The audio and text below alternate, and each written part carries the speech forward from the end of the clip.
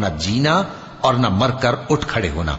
ان الحمد لله نحمده ونستعينه ونستغفره ونعوذ بالله من شرور انفسنا ومن سيئات اعمالنا من يهده الله فلا مضل له ومن يضلله فلا هادي له واشهد ان لا اله الا الله وحده لا شريك له واشهد ان محمدا عبده ورسوله يا أيها الذين آمنوا اتقوا الله حق تقاته ولا تموتن إلا وأنتم مسلمون يا أيها الناس اتقوا ربكم الذي خلقكم من نفس واحدة وخلق منها زوجها وبث منهما رجالا كثيرا ونساء واتقوا الله الذي تساءلون به والأرحام إن الله كان عليكم رقيبا يا أيها الذين آمنوا اتقوا الله وقولوا قولا سديدا يصلح لكم أعمالكم ويغفر لكم ذنوبكم ومن يطع الله ورسوله فقد فاز فوزا عظيما أما بعد اللہ تبارک و تعالیٰ کا شکر اور اس کا احسان ہے کہ اس نے اپنی مہربانی سے ہم تمام کو پھر ایک مرتبہ اپنے گھروں میں سے ایک گھر میں بیٹھ کر اس کے دین کو سننے اور سمجھنے کی توفیق عطا فرمایا۔ میرے محترم بھائیو، اللہ تبارک و تعالی نے کائنات کو بیکار نہیں پیدا کیا ہے۔ اللہ رب العالمین قرآن پاک میں فرماتا ہے افحسبتم انما خلقناکم عبثا وانکم الینا لا ترجعون فتعالی اللہ الملک الحق۔ کیا تم یہ سمجھتے ہو کہ ہم نے تم تمام کو یوں ہی بیکار پیدا کیا ہے اور تمہیں ہمارے پاس واپس پلٹ کر آنا نہیں ہے؟ اللہ تبارک و تعالی اس طریقے کا بیکار کام کرنے سے پاک ہے۔ تو بے شک اللہ رب العالمین نے اس کائنات کو ایک عظیم مقصد کے تحت پیدا کیا ہے۔ بالخصوص انسانوں اور جنوں کو اللہ تبارک و تعالی نے جس مقصد کے تحت پیدا کیا ہے اس کا ذکر کرتے ہوئے رب العالمین نے یوں فرمایا وَمَا خَلَقْتُ الْجِنَّ وَالْإِنسَ إِلَّا لِيَعْبُدُونِ، کہ میں نے جنوں اور انسانوں کو محض اپنی عبادت کے لیے پیدا کیا ہے۔ مَا أُرِيدُ مِنْهُمْ مِنْ رِزْقٍ وَمَا أُرِيدُ أَنْ يُطْعِمُونَ، مجھے ان سے روزی درکار نہیں ہے اور نہ ہی میں یہ چاہتا ہوں کہ وہ کھلائیں پلائیں۔ ان اللہ هو الرزاق ذو القوة المتین، اللہ تبارک و تعالی بہت ہی زیادہ روزی دینے والا، زبردست قوت والا ہے۔ تو اس آیت کریمہ میں اللہ تبارک و تعالی نے انسانوں اور جنوں کے پیدائش کے مقصد کو بیان فرمایا ہے کہ اللہ تبارک و تعالی نے انہیں محض اپنی عبادت کے لیے پیدا کیا ہے۔ حضرت علی رضی اللہ تعالی عنہ اس آیت کریمہ کی تفسیر میں بیان فرماتے ہیں کہ اللہ رب العالمین فرماتا ہے کہ میں نے جنوں اور انسانوں کو اس لیے پیدا کیا لِآمُرَهُمْ بِطَاعَتِي وَأَنْهَاهُمْ عَنْ مَعْصِيَتِي، تاکہ میں انہیں اپنی اطاعت اور فرما برداری کا حکم دوں، میری بات ماننے کا انہیں حکم دوں، وَأَنْهَاهُمْ عَنْ مَعْصِيَتِي، اور انہیں میں اپنی نافرمانی سے روکوں۔ تو اللہ تبارک و تعالیٰ نے انسانوں اور جنوں کو پیدا اس لیے فرمایا تاکہ اللہ تبارک و تعالیٰ انہیں حکم دے سکے، انہیں کسی چیز کے کرنے سے منع فرما سکے۔ اسی کو اسلام کہتے ہیں۔ اللہ تبارک و تعالیٰ نے انسانوں اور جنات کو محض اپنی عبادت کے لیے پیدا کیا ہے، اور عبادت کا سلیقہ سکھانے کے لیے، عبادت کا ڈھنگ بتلانے کے لیے اللہ تبارک و تعالیٰ نے ہر زمانے میں، ہر دور میں رسول اور پیغمبر بھیجے ہیں۔ قرآن پاک میں اللہ رب العالمین فرماتا ہے وَإِن مِّنْ أُمَّةٍ إِلَّا خَلَا فِيهَا نَذِيرٌ، کوئی جماعت ایسی نہیں گزری ہے جس میں ڈرانے والا نہ بھیجا گیا ہو۔ یعنی جتنی امتیں دنیا سے گزر چکی ہیں، اللہ فرماتا ہے کہ ہر امت میں اللہ تبارک و تعالیٰ نے اپنے ڈرانے والے پیغمبروں کو بھیجا ہے۔ اور دوسری جگہ پر رب العالمین فرماتا ہے وَلَقَدْ بَعَثْنَا فِي كُلِّ أُمَّةٍ رَسُولًا، ہم نے ہر امت میں، ہر جماعت میں رسول بھیجے۔ یعنی اللہ تبارک و تعالیٰ نے ہر امت اور ہر جماعت میں رسولوں اور پیغمبروں کو بھیجا ہے۔ پیغام کیا تھا؟ رب العالمین نے آگے بیان فرمایا ان اعبدوا اللہ واجتنبوا الطاغوت، کہ تم سب کے سب اللہ تبارک و تعالیٰ کی عبادت کرو، طاغوت کی بندگی سے بچو، طاغوت کی عبادت سے بچو۔ تو اللہ رب العالمین نے ہر دور میں انبیاء اور رسول بھیجے۔ تمام انبیاء اور تمام رسولوں کو اللہ تبارک و تعالیٰ نے جس دستور اور جس پیغام کے ساتھ بھیجا، وہ پیغام اسلام ہے۔ اس کی دلیل رسول اللہ صلی اللہ علیہ وسلم کا یہ فرمان ہے جسے امام مسلم رحمۃ اللہ علیہ نے حضرت ابو ہریرہ رضی اللہ تعالیٰ عنہ سے روایت کیا ہے۔ فرماتے ہیں کہ رسول اللہ صلی اللہ علیہ وسلم نے فرمایا انا اول الناس بعیسی ابن مریم، عیسیٰ بن مریم کے زیادہ قریب میں ہوں، عیسیٰ بن مریم کا زیادہ حقدار میں ہوں۔ صحابہ نے کہا وَكَيْفَ ذَلِكَ یا رسول اللہ، اے اللہ کے رسول صلی اللہ علیہ وسلم یہ کس طریقے سے ممکن ہے؟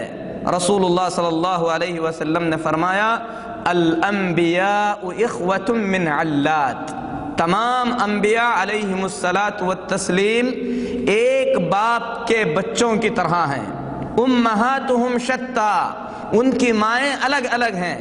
ودینہم واحد، تمام انبیاء کا دین، تمام پیغمبروں کا مذہب ایک ہے، اور میرے اور عیسیٰ کے درمیان کوئی دوسرا پیغمبر نہیں بھیجا گیا ہے۔ وہ دین جسے اللہ کے انبیاء اور اللہ کے رسول لے کر آئے تھے، وہ دین کیا ہے؟ وہ دین اسلام ہے۔ اسی لیے نوح علیہ السلام نے بھی اپنے آپ کو مسلم کہا، اور حضرت عیسیٰ علیہ السلام کے حواریوں نے بھی اپنے آپ کو مسلمان کہا، اور اللہ تبارک و تعالیٰ نے اس سے بھی واضح طور پر قرآن مجید میں فرمایا وَمَن يَبْتَغِ غَيْرَ الْإِسْلَامِ دِينًا فَلَن يُقْبَلَ مِنْهُ وَهُوَ فِي الْآخِرَةِ مِنَ الْخَاسِرِينَ، جو شخص دین اسلام سے ہٹ کر کوئی اور راستہ چلنا چاہے، وہ سن لے کہ یہ بات ہرگز اس سے قابل قبول نہیں ہوگی، اور ایسا کرنے والا آخرت میں زبردست نقصان اٹھانے والا ہوگا۔ اور اللہ رب العالمین اس سے بھی زیادہ واضح انداز میں فرماتا ہے وَرَضِيتُ لَكُمُ الْإِسْلَامَ دِينًا، تمہارا دین اسلام رہے، اس بات سے میں راضی ہوں، اس بات سے میں خوش ہوں۔ تو جو دین اللہ تبارک و تعالیٰ نے ہم انسانوں کی فلاح اور بہبود کے لیے، ہماری کامیابی کے لیے چنا ہے، وہ دین اسلام ہے۔ اسلام کسے کہتے ہیں؟ اسلام کا مطلب کیا ہے؟ اسلام کے معنی کیا ہیں؟ اسلام کا مطلب ہے الاستسلام للہ بالتوحید، اللہ تبارک و تعالیٰ کی وحدانیت کو ماننا، اللہ تبارک و تعالیٰ کے ایک ہونے کو تسلیم کرنا، کن چیزوں میں؟ اس کا ذکر آپ آگے سنیں گے۔ وَالْإِنْقِيَادُ لَهُ بِالطَّاعَةِ، اللہ تبارک و تعالیٰ کی اطاعت اور فرما برداری کا دم بھرنا، اللہ تبارک و تعالیٰ کی اطاعت کرنے کا ارادہ کرنا، عزم کرنا، اطاعت کا اظہار کرنا۔ وَالْبَرَاءَةُ مِنَ الشِّرْكِ وَأَهْلِهِ، مشرکین اور شرک سے براءت کا اظہار کرنا۔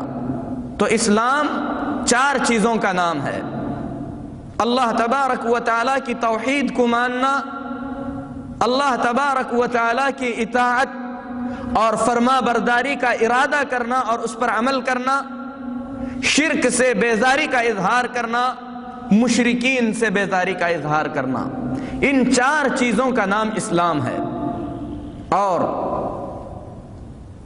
اس بات کو جان لینا چاہیے کہ اللہ تبارک و تعالیٰ نے جس مقصد کے لیے ہمیں اس دنیا میں بھیجا ہے، وہ مقصد یہ ہے کہ ہم اپنی زندگی میں اسلام کی صحیح تصویر پیش کر سکیں، اسلام پر عمل کریں، اللہ تبارک و تعالیٰ کے بھیجے ہوئے دین کے مطابق زندگی گزاریں۔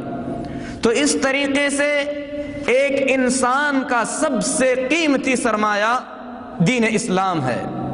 انسان کو چاہیے کہ ہمیشہ اس دین کے تئیں خوف محسوس کرے کہ کہیں یہ عظیم نعمت انسان سے چھن نہ جائے۔ اور بالخصوص اللہ کے پیارے رسول محمد صلی اللہ علیہ وسلم فرماتے ہیں کہ فتنے ایسے آنے والے ہیں، بخاری شریف کی روایت ہے، رسول اللہ صلی اللہ علیہ وسلم فرماتے ہیں کہ فتنے ایسے آنے والے ہیں جس طریقے سے کالی رات کے ٹکڑے رات کی شکل میں نمودار ہوتے ہیں۔ آدمی صبح کے وقت مومن رہے گا، شام آتے آتے وہ کافر ہو جائے گا، شام میں مومن رہے گا، صبح آتے آتے اس پر کفر آ جائے گا۔ رسول اللہ صلی اللہ علیہ وسلم فرماتے ہیں یبیع دینہ بعرض من الدنیا، حقیر دنیا کی معمولی چیز کے بدلے میں کوئی شخص اپنے دین کو بیچ ڈالے گا۔ میرے محترم بھائیو، جب اس قسم کے فتنے دنیا میں نمودار ہونے والے ہیں اور ہماری سب سے قیمتی چیز دین اسلام ہے، تو ایک مومن کو اپنے ایمان کی حفاظت کی سب سے بڑی فکر ہونا چاہیے۔ اسی لیے اللہ کے خلیل امام الحنفاء حضرت ابراہیم علیہ السلام نے اپنے ایمان پر خوف محسوس کرتے ہوئے رب العالمین سے دعا کرتے ہوئے فرمایا تھا وَجُنُبْنِي وَبَنِيَّ أَن نَعْبُدَ الْأَصْنَامِ، اے اللہ تو مجھے اور میرے بچوں کو بتوں کی عبادت سے بچا، فَإِنَّهُنَّ أَضْلَلْنَ كَثِيرًا مِّنَ النَّاسِ، کیونکہ اے اللہ ان بتوں نے بہت سارے انسانوں کو ضلالت اور گمراہی میں مبتلا کر رکھا ہے۔ میرے محترم بھائیو، جب اللہ کے خلیل ابراہیم علیہ السلام جیسی ہستی اپنے ایمان کے چھن جانے سے ڈرتے ہیں، شرک میں مبتلا ہونے کا خوف محسوس کرتے ہیں، تو ہم مسلمانوں کو چاہیے کہ اسلام کو سمجھیں اور ان چیزوں کو بھی جاننے کی کوشش کریں جو چیزیں آدمی کے اسلام کو ختم کر دیتی ہیں۔ میرے محترم بھائیو، اسلام جیسا کہ ابھی آپ کے سامنے بیان کیا گیا، اللہ تبارک و تعالیٰ کی توحید کو ماننے کا نام ہے، اللہ تبارک و تعالیٰ کی اطاعت اور فرما برداری کا نام ہے، شرک سے بیزاری اور مشرکین سے بیزاری کا نام اسلام ہے۔ کچھ چیزیں ایسی ہیں جو آدمی کے ایمان کو ختم کر دیتی ہیں، آدمی کے اسلام کو توڑ کر رکھ دیتی ہیں۔ انہی چیزوں کو شریعت کی اصطلاح میں، فقہا کی اصطلاح میں، علماء کی زبان میں نواقض اسلام کہا جاتا ہے، یعنی ایسی چیزیں جو ایمان کو توڑنے والی ہیں، آدمی کے دل سے ایمان کو ختم کرنے والی ہیں۔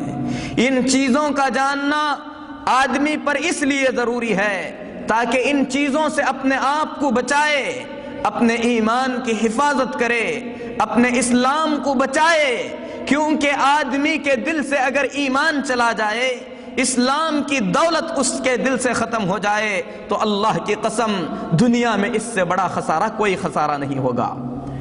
نواقض اسلام، اسلام کو توڑنے والی چیزوں کا جاننا اس لیے ضروری ہے تاکہ ہم ان چیزوں سے بچیں۔ اسی لیے عرب کے کسی شاعر نے بڑی بہترین بات کہا عرفت الشر لا للشر ولكن لتوقعه ومن لا يعرف الخير من الشر يقع فيه۔ میں نے برائی کو سیکھا، برائی کو جانا تاکہ اپنے آپ کو برائی سے بچا سکوں، اس لیے نہیں کہ برائی کا ارتکاب کروں، کیونکہ جو آدمی بھلائی اور برائی کے درمیان تمیز نہیں کر سکے گا ایسا آدمی برائی میں مبتلا ہو کر رہے گا۔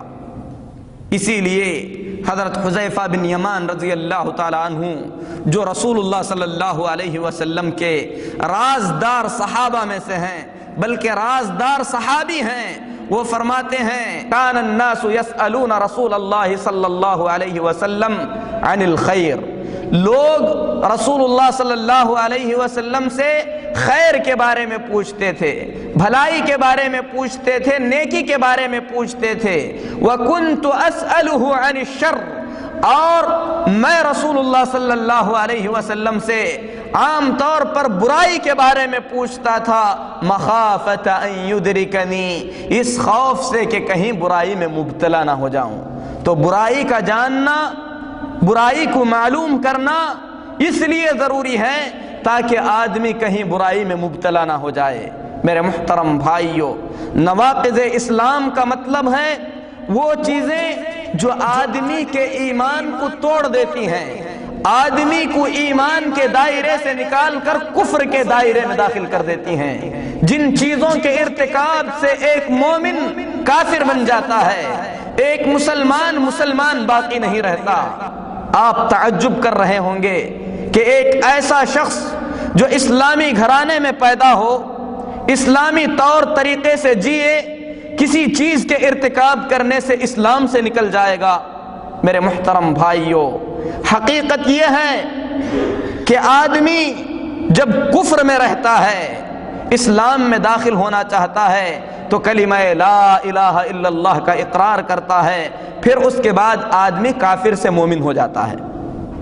آدمی جو کافر ہے، مسلمان نہیں ہے، اسلام میں داخل ہونے کے لیے اسے صرف اپنی زبان سے ایک کلمہ کہنا پڑتا ہے، جس کلمے کے کہنے سے آدمی کافر سے مومن ہو جاتا ہے۔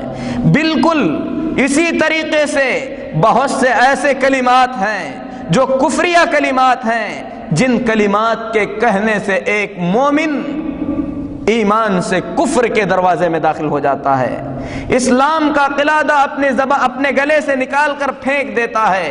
ان چیزوں کا جاننا، ان چیزوں کا سمجھنا انتہائی ضروری۔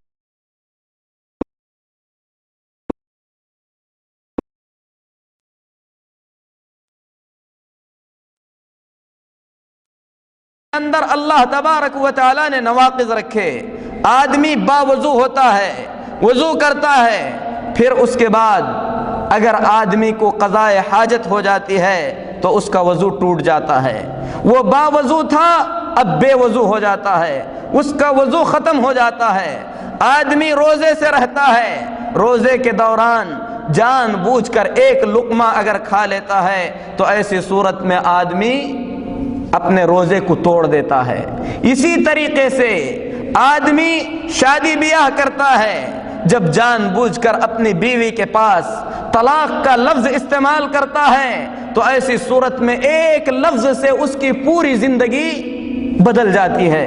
وہ بیوی جس کا دیکھنا اس کے لیے جائز تھا، آج اس کے لیے اجنبی بن جاتی ہے۔ تو میرے محترم بھائیوں، کچھ کلمات ایسے بھی ہیں جن کلمات کے زبان سے نکلنے سے ایک مومن ایمان کے دائرے سے نکل کر کفر کے دائرے میں داخل ہو جاتا ہے۔ اسی لیے اللہ تبارک و تعالی نے سورہ توبہ میں منافقین کے بارے میں فرمایا وَلَقَدْ قَالُوا كَلِمَةَ الْكُفْرِ، انہوں نے اپنی زبان سے کفریہ کلمات کہے، وَكَفَرُوا بَعْدَ إِسْلَامِهِمْ، اپنے اسلام کے بعد وہ دوبارہ کافر ہو گئے۔ تو میرے محترم بھائیوں، انہوں نے کیا کہا تھا؟ ترمذی کی روایت ہے، حدیث صحیح ہے، منافقین نے اللہ کے رسول صلی اللہ علیہ وسلم اور صحابہ کرام رضوان اللہ علیہم اجمعین کا مذاق اڑاتے ہوئے کہا تھا کہ ہمارے یہ قرہ یعنی اللہ کے نبی اور صحابہ نعوذ باللہ زبان کے جھوٹے، پیٹوں کے موٹے، اسی طریقے سے لڑائی کے وقت پیٹ پھیرنے والے ہیں۔ جب اللہ کے رسول صلی اللہ علیہ وسلم نے ان سے ان کے اس کلمے کے بارے میں پوچھا تو انہوں نے کہا انما کننا نخوض ونلعب، ہم تو بس اسی طریقے سے ہنسی مذاق کر رہے تھے۔ اللہ تبارک و تعالی نے سخت عتاب نازل کرتے ہوئے فرمایا اب اللہ وآیاتہ ورسولہ کنتم تستہزئون، کیا تم اللہ سے، اللہ کی آیتوں سے اور اللہ کے رسول سے مذاق کر رہے تھے؟ لا تعتذروا، کوئی بہانہ بنانے کی ضرورت نہیں، قد کفرتم بعد ایمانکم، کیونکہ تم لوگوں نے ایمان کے بعد کفر کا ارتکاب کیا ہے۔ تو میرے محترم بھائیو، یہ حقیقت ہے کہ کچھ چیزیں ایسی ہیں جن کے ارتکاب کرنے سے، جن چیزوں پر عمل کرنے سے آدمی ایمان کے دائرے سے نکل کر کفر کے دائرے میں داخل ہو جاتا ہے۔ لیکن دنیا میں اسلام کا نام لینے والی جو جماعتیں ہیں، ان جماعتوں میں سے ایک جماعت ایسی ہے جو سرے سے اس بات کا انکار کرتی ہے کہ کوئی ایسی چیز نہیں جس کو ناقض اسلام کہا جائے، یا کوئی ایسی چیز نہیں جس کے ارتکاب کرنے سے مومن کافر بن جاتا ہے، بلکہ آدمی جب زبان سے لا الہ الا اللہ کا اقرار کرتا ہے، جو دل میں چاہے عمل کرے، آدمی ایمان سے کفر کے دائرے میں داخل نہیں ہوتا۔ اس جماعت کو مرجئہ کہا جاتا تھا، جن لوگوں کا یہ عقیدہ تھا کہ ایمان کے ساتھ کوئی برائی نقصان نہیں پہنچاتی، آدمی جب زبان سے لا الہ الا اللہ کہتا ہے تو ایسی صورت میں ایسا آدمی مومن رہ جاتا ہے۔ دوسرے گناہیں، معمولی چیزیں، کفریہ باتیں آدمی کو نقصان نہیں پہنچاتی، کیونکہ آدمی کا ایمان اس کے دل میں ہوتا ہے اور اعمال کا اس پر کوئی فرق نہیں پڑتا۔ میرے محترم بھائیو، در حقیقت یہ جماعت ضلالت اور گمراہی میں ہے، کیونکہ اس جماعت نے اللہ تبارک و تعالیٰ کے بہت ساری آیتوں کا انکار کیا، نبی کریم صلی اللہ علیہ وسلم کی بہت سی احادیث کا انکار کیا۔ تو یہ حقیقت ہے کہ ایمان کے بعد آدمی اگر بد احتیاطی کرے تو ایسی صورت میں کفر میں مبتلا ہو سکتا ہے۔ نواقض اسلام بہت زیادہ ہیں، لیکن مختصر طور پر میں آپ لوگوں کے سامنے انشاءاللہ کوشش کروں گا کہ آج کے اس درس میں، آج کے اس پروگرام میں نواقض اسلام میں سے 2 چیزوں کو تفصیل کے ساتھ بیان کروں، اور میں اللہ تبارک و تعالیٰ سے سب سے پہلے دعا کرتا ہوں کہ اللہ تبارک و تعالیٰ ہم تمام کو اس سے بچائے۔ نواقض اسلام میں سے کچھ چیزیں ایسی ہیں جن کے زبان سے کہنے سے آدمی کافر ہو جاتا ہے، کچھ چیزیں ایسی ہیں جن کو آدمی اپنے ہاتھ پیر سے کرتا ہے تو ایسی صورت میں آدمی کافر ہو جاتا ہے۔ مثال کے طور پر وہ عبادتیں جو اللہ کے لیے خاص ہیں، ان عبادتوں کو اللہ کے علاوہ کسی اور کے لیے کیا جائے تو آدمی دائرہ اسلام سے نکل کر دائرہ کفر میں داخل ہو جاتا ہے۔ اسی طریقے سے کچھ چیزیں ایسی ہیں جن کا اعمال سے کوئی تعلق نہیں ہے، زبان سے بھی کوئی تعلق نہیں ہے، لیکن دل میں آدمی اس کا عقیدہ رکھتا ہے تو ایسی صورت میں آدمی مومن باقی نہیں رہتا۔ منافقین کے بارے میں اللہ تبارک و تعالی فرماتا ہے اذا جاءك المنافقون قالوا نشهد انك لرسول اللہ، جب منافقین آپ کے پاس آئے کہنے لگے کہ ہم شہادت دیتے ہیں کہ آپ اللہ کے رسول ہیں، اللہ فرماتا ہے اللہ جانتا ہے کہ آپ اللہ کے رسول ہیں، اور اللہ اس بات کی شہادت دیتا ہے کہ منافقین اپنے دعوے میں جھوٹے ہیں۔ دوسری جگہ پر اللہ تبارک و تعالی نے فرمایا یقولون بألسنتہم ما لیس فی قلوبہم، کیونکہ یہ اپنی زبانوں سے وہ باتیں کہتے ہیں جو ان کے دل میں نہیں ہیں۔ تو میرے محترم بھائیوں، آدمی زبان سے کلمہ لا الہ الا اللہ کا اقرار کرے، اسلام کا اقرار کرے، لیکن دل میں اسلام کے خلاف عقیدہ ہے، تو ایسی صورت میں ایسا آدمی مومن باقی نہیں رہتا۔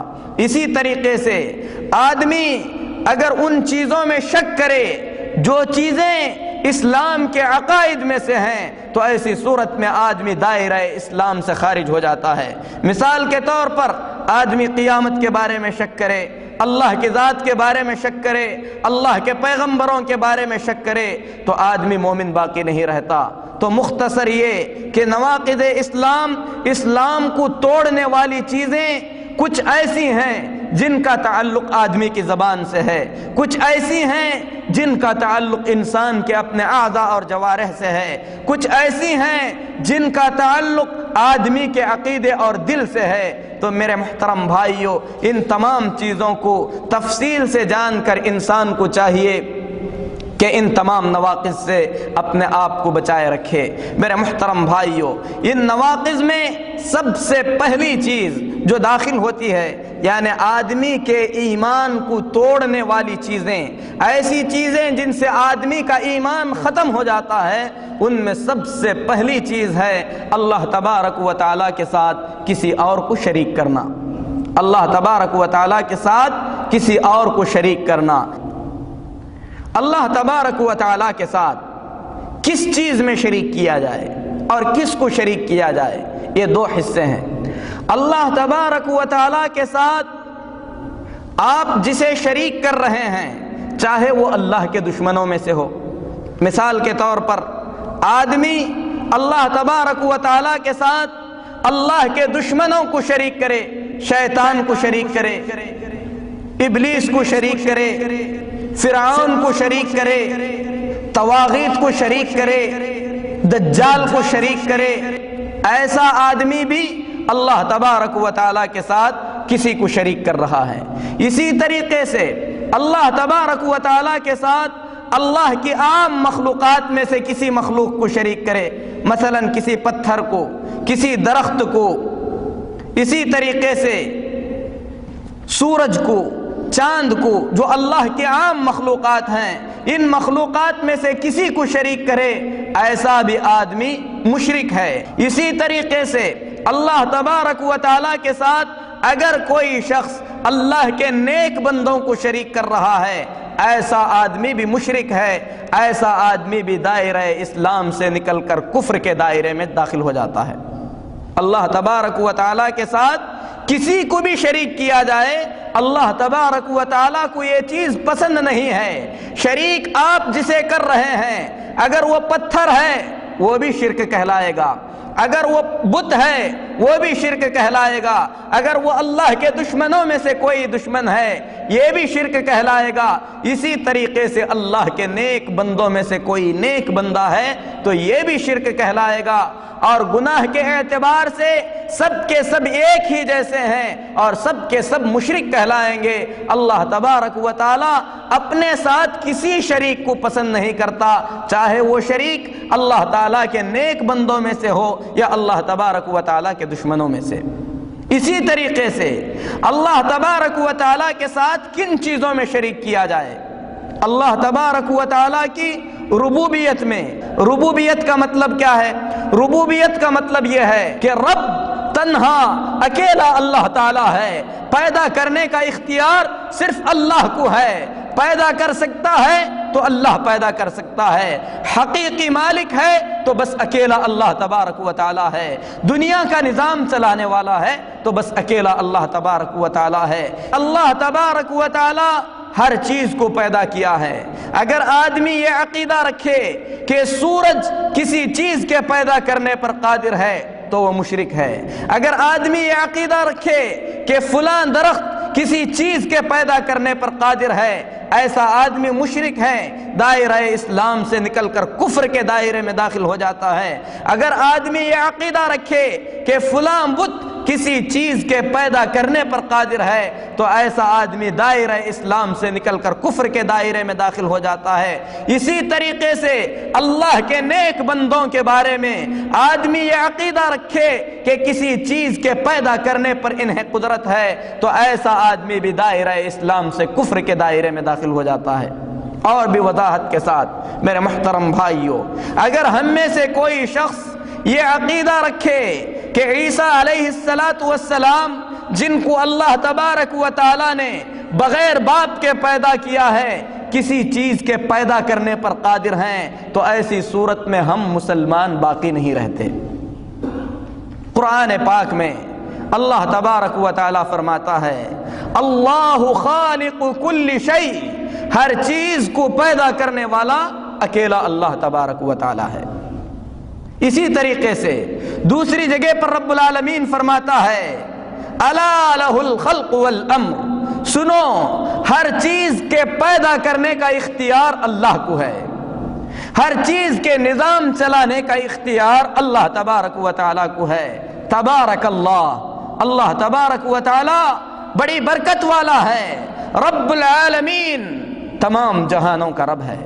تو میرے محترم بھائیوں، اگر کوئی یہ عقیدہ رکھے کہ اللہ کے سوا کسی اور کو بھی پیدا کرنا آتا ہے یا پیدا کرنے کی طاقت رکھتا ہے تو ایسی صورت میں آدمی مومن سے کافر ہو جاتا ہے۔ اسی طریقے سے آدمی یہ عقیدہ رکھے کہ دنیا کا نظام اللہ تبارک و تعالی بھی چلاتا ہے اور اللہ کے ساتھ بہت سے اللہ کے بندے ہیں دنیا کے نظام کو چلاتے ہیں تو ایسا آدمی بھی دائرہ اسلام سے نکل کر کفر کے دائرے میں داخل ہو جاتا ہے، کیونکہ پیدا کرنا، دنیا کے نظام کو چلانا، ہر چیز کی حقیقی ملکیت یہ صرف اللہ تبارک و تعالیٰ کی خاصیت ہے۔ اس خاصیت میں اللہ تبارک و تعالیٰ کا کوئی شریک نہیں ہے۔ قرآن مجید کا اعلان سن لیجئے، رب العالمین فرماتا ہے افاتخذتم من دونہ اولیاء، کیا تم نے اللہ کے سوا بہت سارے اولیاء بنا لیے ہیں؟ قرآن کے الفاظ ہیں افاتخذتم من دونہ اولیاء، کیا تم نے اللہ کے سوا اور بھی اولیاء بنا لیے ہیں؟ لا یملکون لانفسہم نفعا ولا ضرا، یہ اپنے آپ کے نفع اور نقصان کے بھی مالک نہیں ہیں۔ قل، اے محمد صلی اللہ علیہ وسلم لوگوں میں کہہ دیجئے هل يستوي الاعمى والبصیر، کیا اندھا اور بینا دونوں برابر ہو سکتے ہیں؟ اندھا اور بینا دونوں کبھی برابر نہیں ہو سکتے۔ اسی طریقے سے اللہ تبارک و تعالی اور اللہ کی مخلوق دونوں ہرگز برابر نہیں ہو سکتے۔ هل تستوي الظلمات والنور، اے محمد صلی اللہ علیہ وسلم ان سے پوچھئے کہ کیا تاریکی اور روشنی دونوں برابر ہو سکتے ہیں؟ ہرگز نہیں ہو سکتے۔ جعلوا للہ شرکاء، کیا انہوں نے اللہ تبارک و تعالیٰ کے بہت سے پارٹنر بنا رکھے ہیں، بہت سارے شریک بنا رکھے ہیں؟ انہوں نے اللہ تبارک و تعالیٰ کے بہت سے حصے دار اور ساجھی بنا رکھے ہیں۔ خلقوا کخلقہ، وہ بھی اسی طریقے سے پیدا کرتے ہیں جس طریقے سے اللہ تبارک و تعالیٰ پیدا کرتا ہے۔ فتشابہ الخلق علیہم، اس کے بعد اللہ کی پیدا کی ہوئی چیزیں اور اللہ کے ان ولیوں کی پیدا کی ہوئی چیزیں ان لوگوں پر مشتبہ ہو گئی ہیں۔ اے محمد صلی اللہ علیہ وسلم آپ فرما دیجئے اللہ خالق کل شیء، اللہ تبارک و تعالی تنہا اکیلا ہر چیز کو پیدا کرنے والا ہے۔ وَهُوَ الْوَاحِدُ الْقَهَّارُ، اللہ تبارک و تعالی اکیلا اور زبردست ہے۔ میرے محترم بھائیو، قرآن مجید کی یہ آیت آدمی غور کرے کہ اللہ تبارک و تعالی کس وضاحت کے ساتھ اپنی ربوبیت کو بیان فرما رہا ہے کہ رب تنہا اکیلا اللہ تعالی ہے، پیدا کرنے کا اختیار صرف اللہ کو ہے، پیدا کر سکتا ہے تو اللہ پیدا کر سکتا ہے، حقیقی مالک ہے تو بس اکیلا اللہ تبارک و تعالی ہے، دنیا کا نظام چلانے والا ہے تو بس اکیلا اللہ تبارک و تعالی ہے۔ اسی حقیقت کو یوسف علیہ السلام نے جیل میں دعوت کرتے ہوئے فرمایا تھا اَأَرْبَابٌ مُتَفَرِّقُونَ خَيْرٌ أَمِ اللَّهُ الْوَاحِدُ الْقَهَّارُ کہ اے قیدی ساتھیو بتاؤ مختلف معبود زیادہ بہتر رہیں گے یا ایک معبود جو زبردست قوت والا ہے وہ بہتر رہے گا؟ بارش کا الگ معبود رہے، بچے دینے والا الگ رہے، روزی دینے والا الگ رہے، یہ زیادہ بہتر ہے یا زبردست طاقت والا اکیلا اللہ تبارک و تعالی رہے یہ زیادہ بہتر ہے؟ میرے محترم بھائیو، ابھی قرآن مجید کی آیت آپ لوگوں کے سامنے پڑھی گئی جس میں اللہ تبارک و تعالی نے تخلیق انس و جن کے مقصد کو بیان کرنے کے بعد فرمایا ما اريد منهم من رزق وما اريد ان يطعمون، میں اپنی مخلوق سے روزی نہیں چاہتا، میں یہ نہیں چاہتا کہ وہ کسی کو کھلائیں، ان اللہ هو الرزاق، روزی دینے والا اکیلا اللہ تبارک و تعالی ہے، ذو القوت المتین، زبردست قوت اور زبردست طاقت والا ہے۔ میرے محترم بھائیو، رزاق اگر اللہ تبارک و تعالی ہے تو میرے محترم بھائیو اس کے بعد ہمیں کسی اور کی چوکھٹ سے کیا مل سکتا ہے؟ اسی لیے آدمی اللہ تبارک و تعالیٰ کے ان صفات میں، اللہ کے ان اعمال میں کسی اور کو اللہ کا ساجی اور شریک بناتا ہے تو ایسا آدمی اپنے ایمان کو خطرے میں ہی نہیں ڈالتا بلکہ اپنے ایمان سے ہاتھ دھو لیتا ہے۔ اگر آدمی یہ عقیدہ رکھتا ہے کہ اللہ تبارک و تعالیٰ کے علاوہ اللہ کے اولیاء، اللہ کے نیک بندے بھی دنیا کا نظام چلاتے ہیں تو یہ اللہ کی ربوبیت میں شرک ہوگا جس سے آدمی اسلام کے دائرے سے نکل کر کفر کے دائرے میں داخل ہو جائے گا۔ ہم اللہ سے دعا کرتے ہیں کہ اللہ تعالی ہمیں اس قسم کی ضلالت سے بچائے۔ میرے محترم بھائیو، اسی طریقے سے اللہ تبارک و تعالیٰ کے ساتھ اللہ کی عبادت میں بھی کسی اور کو شریک کرنا جائز نہیں ہے۔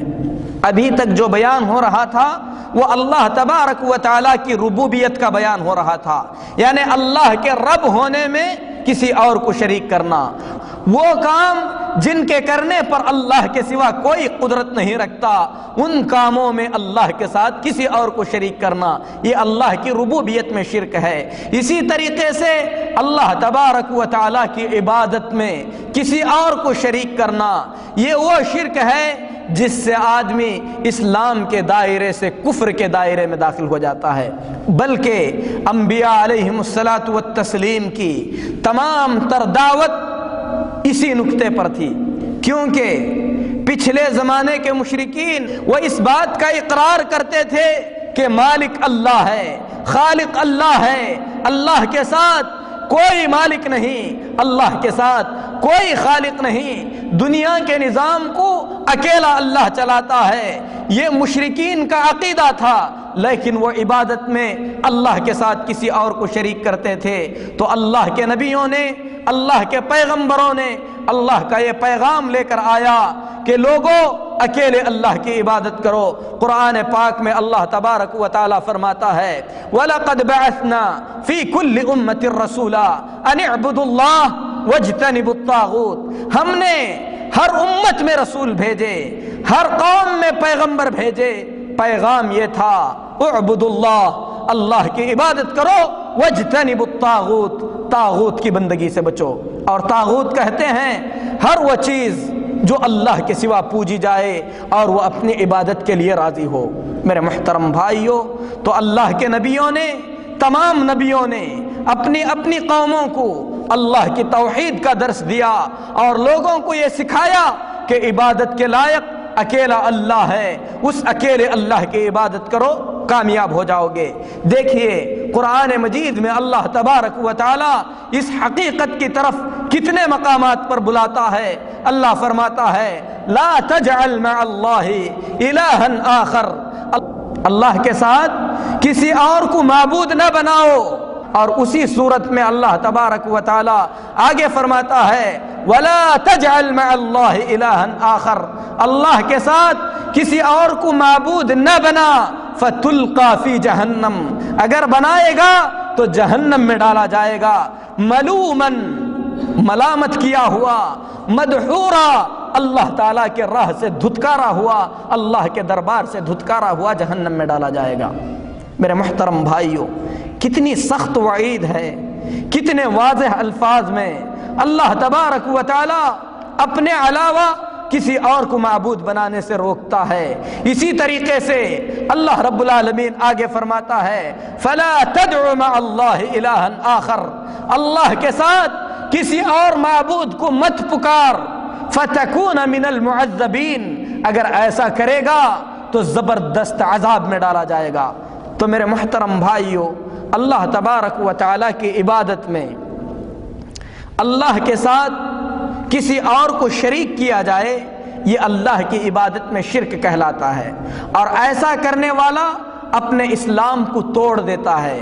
ایسے کرنے سے آدمی کا اسلام ٹوٹ جاتا ہے، ایسا کرنے والا اسلام کے دائرے سے نکل کر کفر کے دائرے میں داخل ہو جاتا ہے۔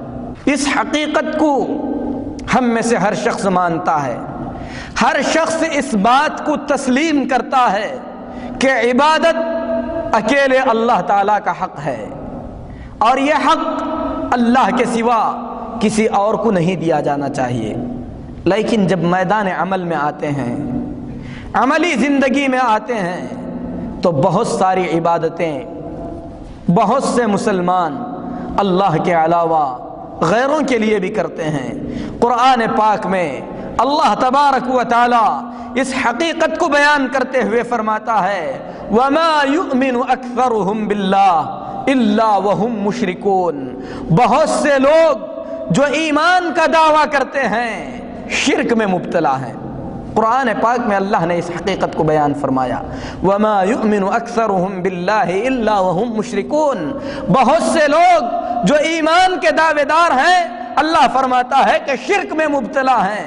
میرے محترم بھائیوں، اس حقیقت کو سمجھنے کے لیے ہمیں ضروری ہے کہ ہم عبادت کو سمجھیں کہ عبادت کسے کہتے ہیں، عبادت کیا ہوتی ہے۔ میرے محترم بھائیوں، کامل خشوع کے ساتھ اپنے آپ کو کسی کے سامنے محبت کے ساتھ جھکا دینے کا نام عبادت ہے، اور یہ خالص اللہ کے لیے ہونا چاہیے کہ اللہ رب العالمین نے قرآن پاک میں اور رسول اللہ صلی اللہ علیہ وسلم نے بہت ساری احادیث میں کئی چیزوں کو عبادت کا نام دیا ہے۔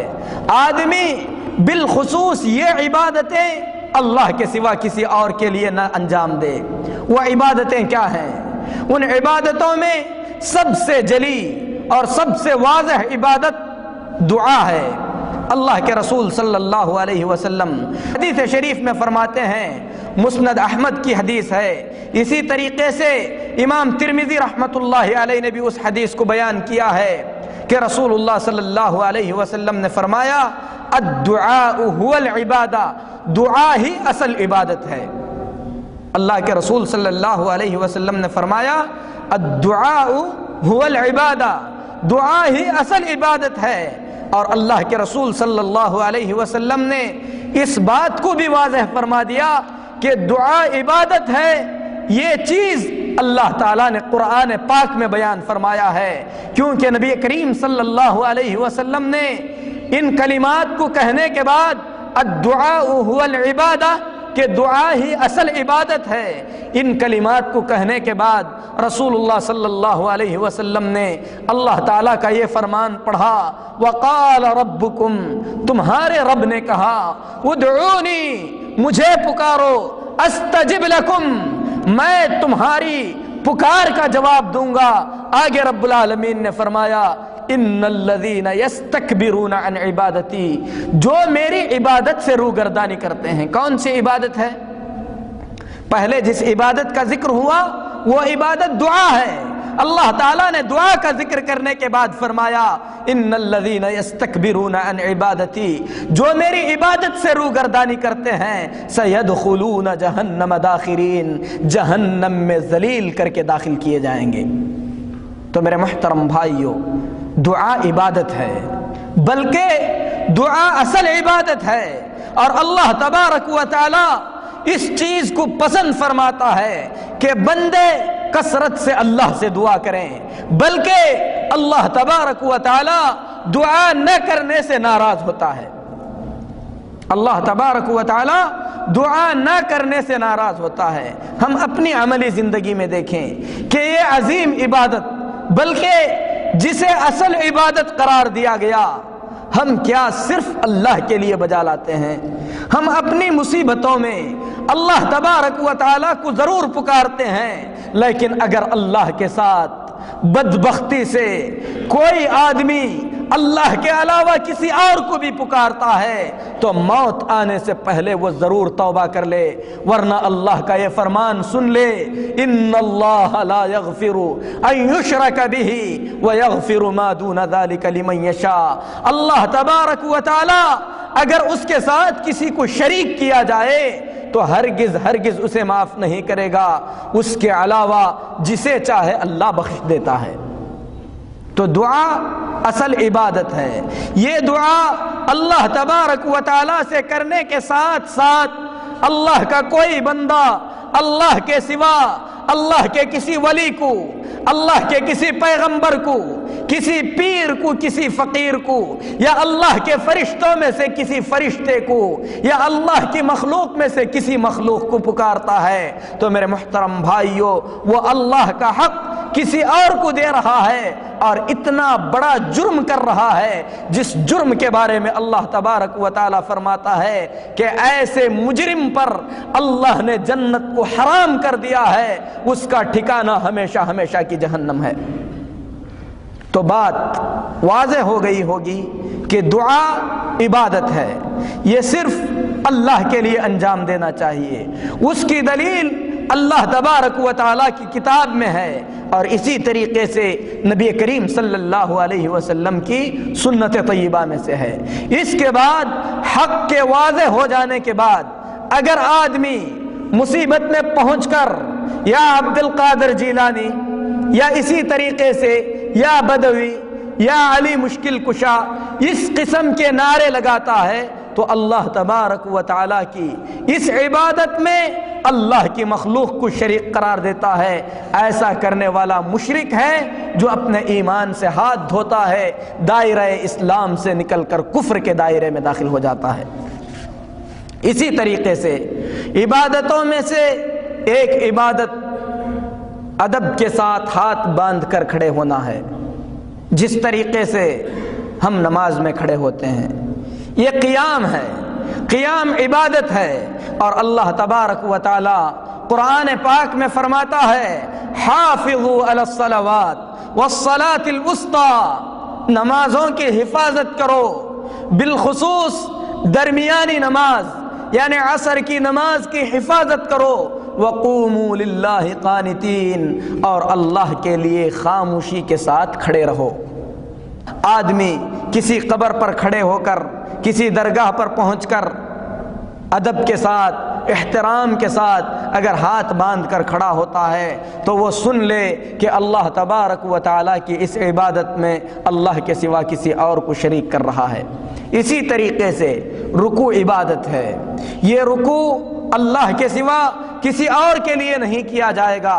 رب العالمین فرماتا ہے یا ایھا الذین آمنوا ارکعوا واسجدوا واعبدوا ربکم وافعلوا الخیر لعلکم تفلحون، اے ایمان والو رکوع کرو، سجدہ کرو، اپنے رب کی عبادت کرو۔ اللہ تعالیٰ نے رکوع اور سجدے کو بیان کرنے کے بعد فرمایا اپنے رب کی عبادت کرو، تو رکوع اور سجدہ عبادت ہے جو اللہ کے سوا کسی اور کے لیے جائز نہیں ہے۔ اسی طریقے سے میرے محترم بھائیوں، مختلف عبادتوں میں سے ایک عبادت سجدہ ہے۔ اللہ تبارک و تعالی اس عبادت کے سلسلے میں قرآن پاک میں فرماتا ہے وَمِنْ آیَاتِهِ اللَّيْلُ وَالنَّهَارُ، اللہ کی نشانیوں میں سے رات اور دن کا آنا جانا ہے۔ وَالشَّمْسُ وَالْقَمَرُ، اللہ کی نشانیوں میں سے سورج اور چاند ہے۔ اللہ فرماتا ہے لا تسجدوا للشمس، سورج کو سجدہ مت کرو، ولا للقمر، چاند کو سجدہ مت کرو، واسجدوا للہ الذی خلقہن، اس ذات عظیم کو سجدہ کرو جس نے ان تمام چیزوں کو پیدا کیا، ان کنتم ایاہ تعبدون، اگر حقیقت میں تم صرف اسی کی عبادت کرنے والے ہو۔ اگر کوئی حقیقت میں صرف اللہ کی عبادت کرنے والا ہے، اللہ تبارک و تعالیٰ کے اس فرمان کی روشنی میں سجدہ صرف اللہ کے لیے کرے۔ یہ سجدہ آدمی اللہ کے سوا کسی اور کے لیے کرے تو ایسی صورت میں مشرک ہو جاتا ہے اور اتنے بڑے جرم کا ارتکاب کرتا ہے جس سے آدمی اسلام کے دائرے سے کفر کے دائرے میں داخل ہو جاتا ہے۔ سجدہ نہ ماں کے لیے جائز ہے، نہ باپ کے لیے جائز ہے۔ اللہ کے رسول صلی اللہ علیہ وسلم فرماتے ہیں کہ امت میں کسی کے لیے سجدہ جائز ہوتا تو میں عورت کو حکم دیتا کہ اپنے شوہر کے لیے سجدہ کرے، لیکن سجدہ امت اسلامیہ میں کسی کے لیے جائز نہیں ہے۔ جب ماں باپ کے لیے سجدہ نہیں کر سکتے تو میرے محترم بھائیوں، کسی قبر پر پہنچ کر، کسی درگاہ پر پہنچ کر اگر آدمی سجدہ کرتا ہے تو اسے سوچ لینا چاہیے کہ اس نے اپنے ایمان کو وہیں چھوڑ دیا ہے، لہٰذا اسے فوراً اپنے اس جرم سے فوراً توبہ کرنا چاہیے۔ تو اللہ تبارک و تعالیٰ کی عبادتوں میں اللہ تبارک و تعالیٰ کو اللہ تبارک و تعالیٰ کے ساتھ کسی کو شریک نہیں کیا جائے گا۔ یہ ظاہری عبادتیں تھیں۔ کچھ عبادتیں ایسی ہیں جن کا تعلق آدمی کے دل سے ہے، جن کو اللہ کے سوا کوئی نہیں جانتا۔ آدمی یہ عبادتیں بھی اللہ کے علاوہ کسی اور کو نہ کریں۔ ان عبادتوں میں سے ایک عبادت خوف ہے۔ اللہ تبارک و تعالی قرآن پاک میں فرماتا ہے فَلَا تَخَافُوهُمْ، ان سے مت ڈرو، مجھ سے ڈرو۔ تو ایک مومن حقیقت میں اللہ تبارک و تعالی سے ڈرتا ہے۔ خوف ایک طبیعی اور فطری خوف ہے جو ہر آدمی محسوس کرتا ہے۔ ایسے خوف سے اللہ تبارک و تعالی نے منع نہیں فرمایا ہے۔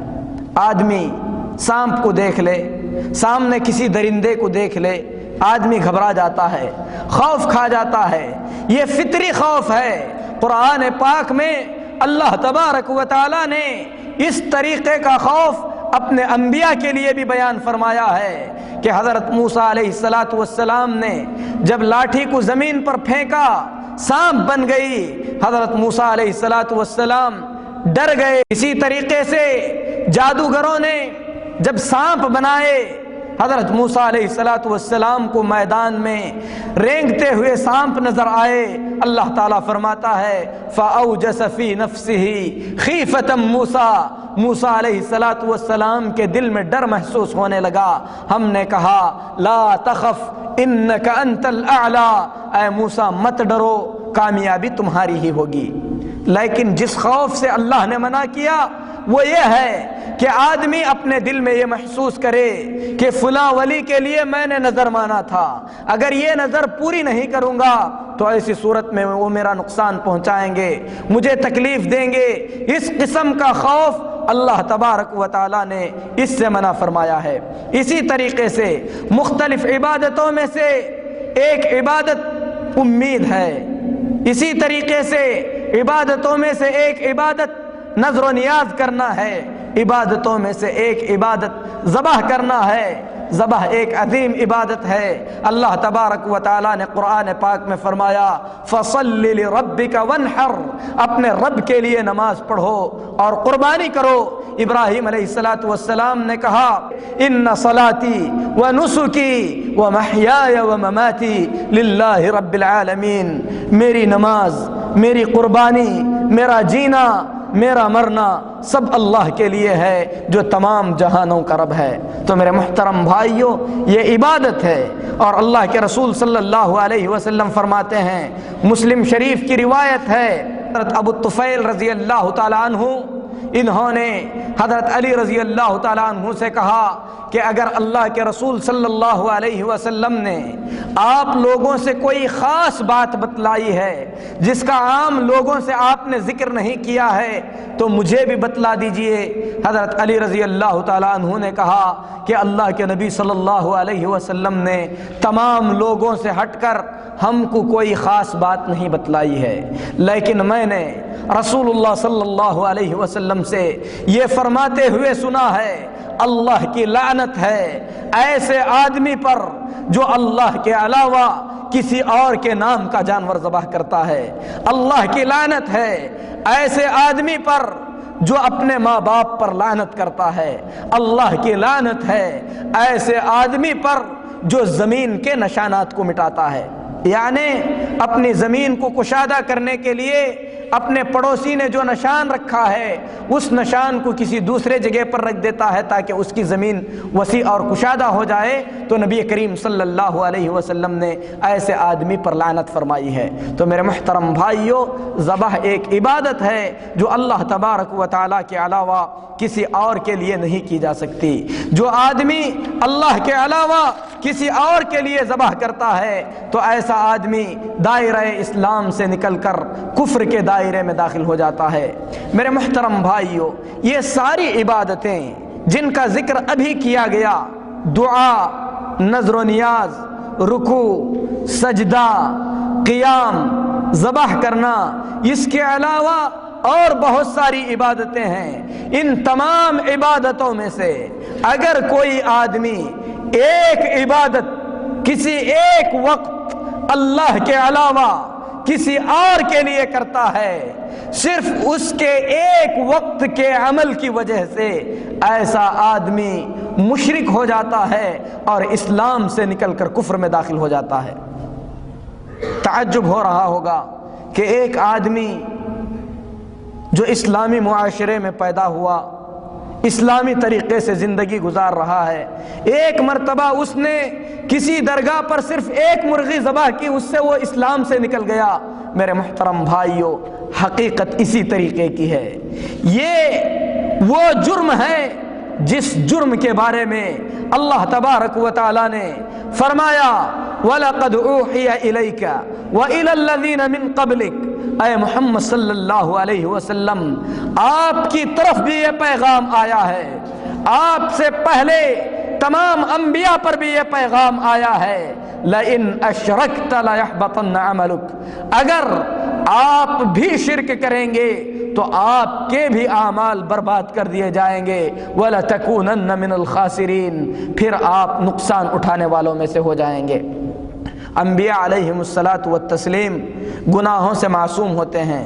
اللہ کے نبی صلی اللہ علیہ وسلم شرک کا ارتکاب کریں، یہ بات مستحیل ہے، ناممکن ہے، لیکن شرک کی شناعت اور شرک کی قباحت کو بیان کرنے کے لیے اللہ تبارک و تعالی نے اس اسلوب میں بیان کیا ہے کہ اگر محمد الرسول اللہ صلی اللہ علیہ وسلم بھی اس جرم کا ارتکاب کریں گے تو ایسی صورت میں ان کو بھی سزا دی جائے گی، تو اے لوگو پھر تم کون ہوتے ہو؟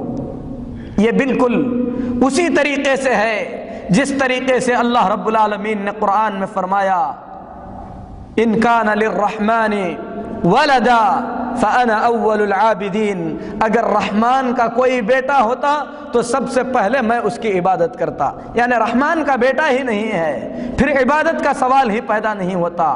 تو میرے محترم بھائیوں، شرک کی شناعت، شرک کے جرم کو بیان کرنے کے لیے اللہ تعالیٰ نے فرمایا لئن اشرکت لیحبطن عملک، اے محمد صلی اللہ علیہ وسلم اگر آپ بھی شرک کریں گے آپ کے بھی اعمال برباد ہو جائیں گے، بل اللہ فاعبد، بس اکیلے اللہ کی عبادت کیجئے، وَكُن مِّنَ الشَّاكِرِينَ، اور اللہ کے شکر گزار بندوں میں سے ہو جائیے۔ اللہ کے رسول صلی اللہ علیہ وسلم نے اللہ تبارک و تعالیٰ کے اس فرمان پر بہت ہی زیادہ دقت کے ساتھ عمل کیا۔ اللہ کے نبی صلی اللہ علیہ وسلم اللہ سے سب سے زیادہ ڈرنے والے، اللہ تعالیٰ کی سب سے زیادہ عبادت کرنے والے تھے۔ آپ کے قدم نمازیں پڑھ کر سوج جاتے تھے۔ ام المؤمنین عائشہ صدیقہ رضی اللہ تعالی عنہا نے فرمایا اے اللہ کے نبی صلی اللہ علیہ وسلم اتنی مشقت کی کیا ضرورت ہے؟ رسول اللہ صلی اللہ علیہ وسلم نے فرمایا افلا اکون عبدا شکورا، اے عائشہ کیا میں اللہ کا شکر گزار بندہ نہ بن جاؤں؟ تو اللہ تعالیٰ نے آپ کو عبادت کر کے شکریہ ادا کرنے کا حکم دیا، آپ صلی اللہ علیہ وسلم نے اپنی پوری زندگی میں اس پر عمل کیا۔ اس سے بھی زیادہ وضاحت کے ساتھ اللہ تعالیٰ کا یہ فرمان سنیے۔ اللہ تعالیٰ فرماتا ہے وَوَهَبْنَا لَهُ إِسْحَاقَ وَيَعْقُوبَ، ہم نے انہیں یعنی ابراہیم علیہ السلام کو اسحاق اور یعقوب سے نوازا۔ وَكُلًّا هَدَيْنَا، اور سب کو ہم نے ہدایت اور رہنمائی فرمائی. وَنُوحًا هَدَيْنَا، اور ہم نے نوح کو بھی رہنمائی کی.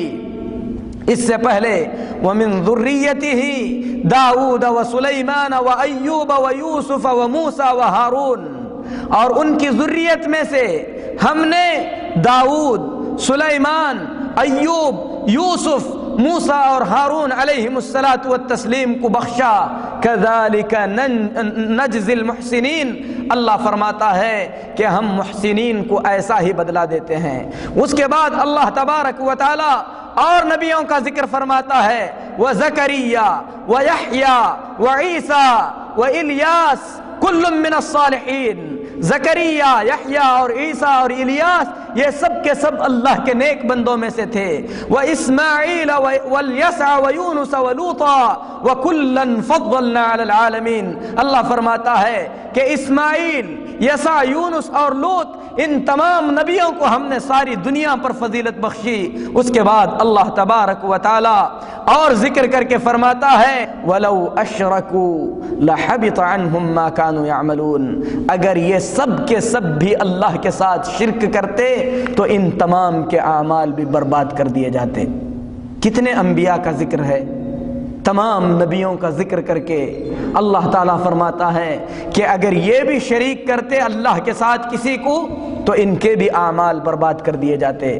میرے محترم بھائیو، اسی لیے رسول اللہ صلی اللہ علیہ وسلم نے فرمایا من مات وهو يدعو من دون اللہ شیئا دخل النار. بخاری شریف کی روایت ہے. جو آدمی اس حالت میں مرے کہ اللہ کے ساتھ کسی بھی چیز کو پکارتا تھا، جو آدمی اللہ کے ساتھ کسی کو پکارتے ہوئے مرے، رسول اللہ صلی اللہ علیہ وسلم فرماتے ہیں دخل النار، ایسا کرنے والا جہنم میں داخل ہوگا.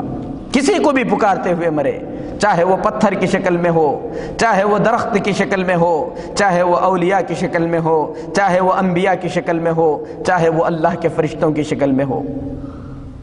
صحابی جو اس روایت کو بیان کرتے ہیں فرماتے ہیں وَمَن مَاتَ وَهُوَ لَا يَدْعُو مِن دُونِ اللَّهِ نِدًّا وَمَن مَاتَ وَهُوَ لَا يَدْعُو مِن دُونِ اللَّهِ نِدًّا دَخَلَ الْجَنَّةِ. جو آدمی اس حالت میں مرے کہ اللہ کے ساتھ کسی کو شریک نہیں کرتا تھا، یہ بشارت سن لے کہ ایسا آدمی ضرور جنت میں جائے گا. تو میرے محترم بھائیو، نواقض اسلام یعنی اسلام کو توڑنے والی چیزوں میں سب سے پہلی اور سب سے بڑی چیز اللہ کے ساتھ کسی کو شریک کرنا ہے. وہ شریک اللہ کے نیک بندوں میں سے بھی ہو سکتا ہے، اللہ تبارک و تعالیٰ کے دشمنوں میں سے بھی ہو سکتا ہے. شرک اللہ تبارک و تعالیٰ کے خاص افعال و اعمال میں بھی ہو سکتا ہے، اللہ تبارک و تعالیٰ کی ربوبی صفات میں بھی ہو سکتا ہے، اللہ تبارک و تعالیٰ کی عبادتوں میں بھی ہو سکتا ہے. ان تمام قسم کے شرکوں سے جو آدمی اپنے آپ کو پاک رکھے گا ایسے آدمی کا ایمان محفوظ رہتا ہے. نواقض اسلام میں اور بھی بہت سی چیزیں ہیں جن چیزوں کے ارتکاب سے آدمی کا ایمان ختم ہو جاتا ہے.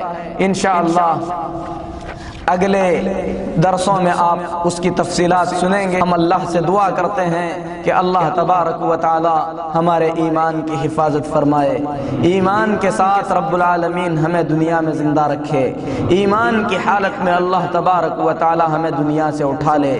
اللہ تعالی ہمارے اسلام کی حفاظت فرمائے، کفر، ضلالت اور نفاق سے اللہ تعالی ہمارے دلوں کو پاک رکھے. رب العالمین دین کو صحیح طور پر سمجھ کر اس پر عمل کی توفیق عطا فرمائے. آمین. وصلی اللہ علی نبینا محمد وعلی آلہ وصحبہ